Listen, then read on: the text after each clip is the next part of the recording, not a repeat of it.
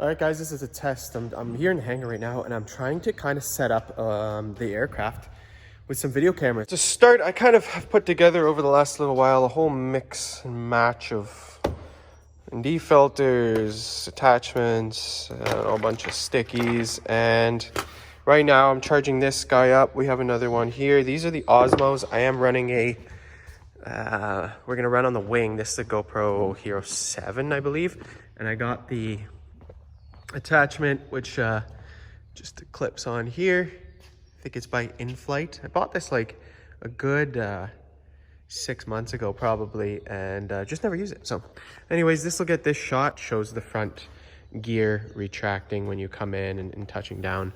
I just built this yesterday. It's kind of cool because the planes kind of discharge or drip after you fly them, and then it doesn't stay in the hangar floor when you do it like that. I'm trying to figure out inside where I'm gonna put it. I only have two, because usually, you know, you'd put one here facing the pilot and passenger, and then one would be facing out. But then I also like the idea of having one up on the top. I'm gonna mount one of the stickies up there, which will shoot the dash. Obviously, you need 3 cameras. I only have 2.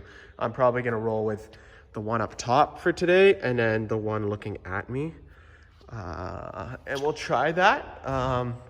I've been researching how to, this plane's coming, guys. Just imported it. We'll discuss that later. I'm still flying this for the next few months. This is what we're gonna use for recording. It's charging right now, and it actually got soaked in water, and I'm surprised it's still working right now because it was pretty soaked. So yeah, we're gonna use this. We'll charge it up, and then I have some connectors like this, a splitter, which will eventually feed to like a small 3mm and go into there, and then it's just a matter of syncing it all up in post-production. I'm looking at where I'm gonna put this camera, which is probably gonna mount, I'm thinking like here. I mean, that would be the shot as long as my head on the left here doesn't get in the way, but I don't think it will. That should go right there, and it should get the shot nicely. We got that set up there. That one in the back. We got the one right out there. Looking at us. So I think it's time we pull the plane out and go for a little flight.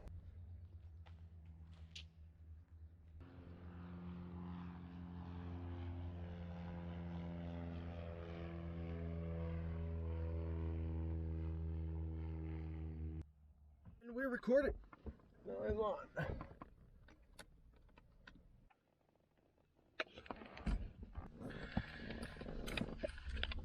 Like that. Time on 10:43. You're on prime.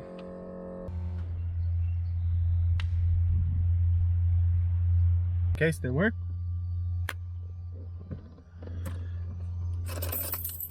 Primed. Keys ignition. Clear prop.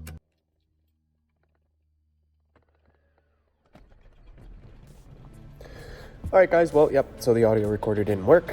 So I figured I'd shoot this little video here as I'm on my desk, and I'll just walk you through it. I'll talk about some of the things that I was probably saying in the plane, if not, maybe some other things that I catch myself doing afterwards. So obviously we just fired up right there. I'm on the very north end of the field, so we actually have to cross the active runway at the very northern tip of it, and then taxi the whole way down to do the run up on the other side, as you'll probably see here, as I think I sped it up here. But the purpose of this is obviously to get the first video in. I'm watching it here. Sorry for the not so great camera angle. I'm still working on these kind of things, but so you can see here I'm pulling up. We're gonna cross the runway now after I think 2 planes departed, and yeah, the plane I'm flying is 1977. It's Piper Arrow 3 Turbo, 1977, as I said. What I was looking for, I essentially got my license in August of 2021, and the Bonanza was always my dream plane, which you might have saw. I now have one in the hangar, but the insurance companies basically said absolutely no way, they're not going to insure me in a Bonanza. And so I was looking for something that was a little bit faster. It had retractable gear, and I found the Piper Arrow. I found this one in Calgary, and I put in some of the Garmin avionics that you see there. Here we are, we're adding full power, and we actually take off here at 41 inches of manifold pressure because of the turbo. So going down here, I rotate 70 knots, and I'm bringing a picture of VY at about 100. It's technically 99.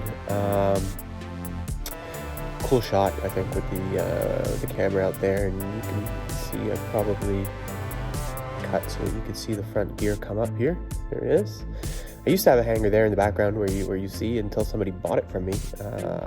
I was renting it, they bought it, I got kicked out, and I'm in my new one, as you can see around me. So we're gonna do 2 circuits here. Obviously we're in the upwind right now. We're gonna turn crosswind, and we're gonna do, somebody take it over now. We're gonna do 2 circuits, and we'll do 1 touch and go, basically 1 full stop landing where we roll out all the way to the end.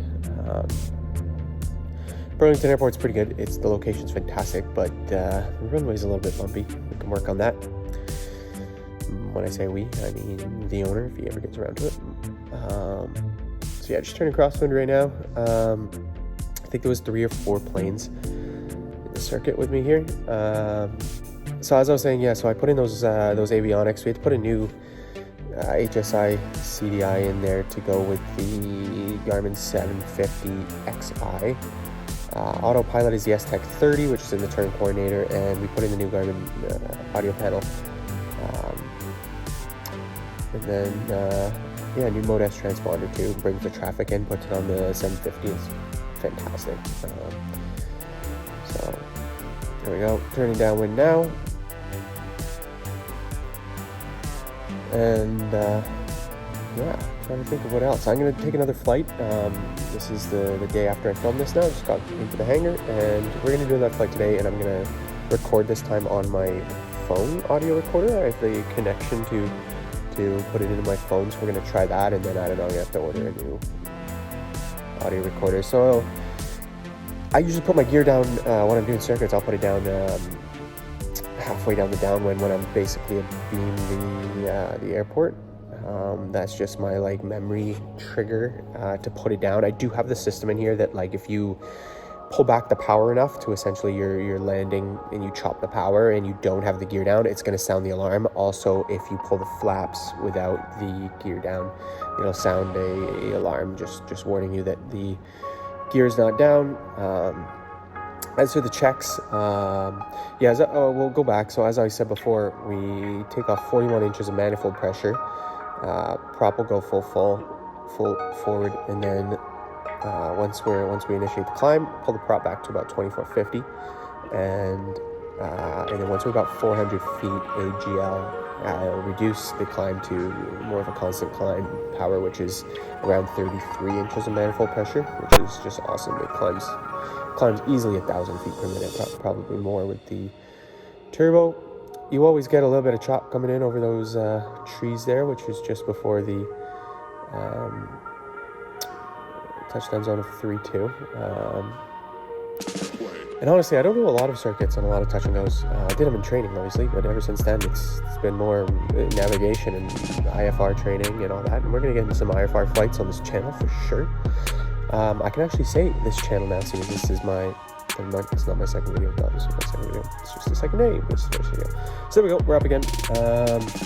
Now, honestly, if you guys are still with me at this point, you're beauties, because you're bearing with me. And this video probably sucks, but I have to figure out one way or another. Can't go from 0 to 100. You gotta take those steps. It'll probably get 10 views, but fuck it. It's worth it.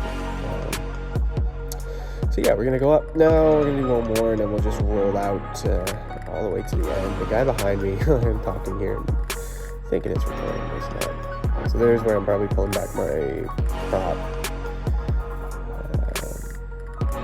Power's probably already back, 33 inches of manifold on the constant climb there, pitching for 100, and then very quickly, as soon as you hit 1,500 feet, which is circuit altitude here, you I don't know if it's gonna render out choppy like that. Hopefully this when it goes time lapse faster, it's not as choppy as it's showing you in your final cut. But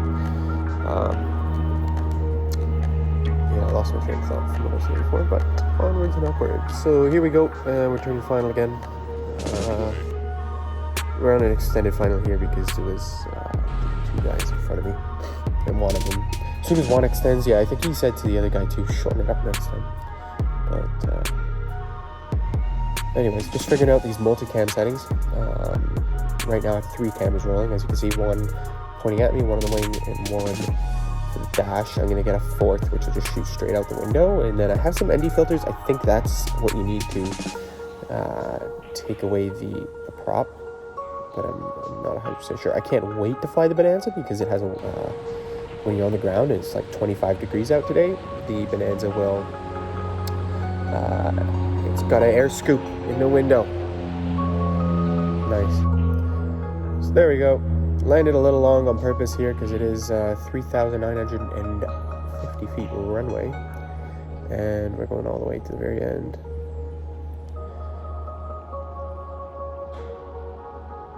Those hangars that you saw in the background right there, they actually blew away on here in a windstorm.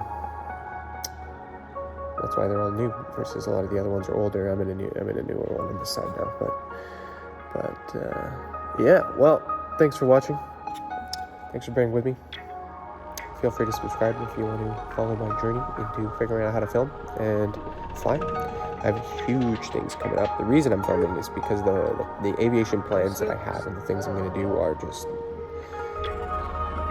nuts. So I need to learn how to film, take pictures, all the work. So, anyways, see you guys in the next one. Yeah. Anyways, I mean, I guess if this is posted, it kind of worked out, but this is the first one. Take it easy on me. They'll get better.